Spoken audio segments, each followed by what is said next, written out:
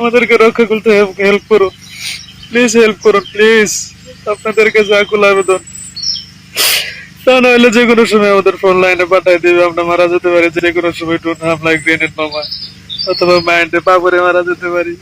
এইভাবে মৃত্যু চাই না আমরা। আমরা চাই আমাদের মৃত্যুর পর আমাদের জানাজা হোক, আমাদের ফ্যামিলির কাছে মরতে চাই আমরা। প্লিজ হেল্প করুন, হেল্প করুন, আমাদের বাঁচাতে সাহায্য করুন প্লিজ। প্রধানমন্ত্রীর কাছে একটাই আকুল আবেদন, আমাদের বাঁচানোর জন্য আপনি হেল্প করুন, প্লিজ হেল্প করুন।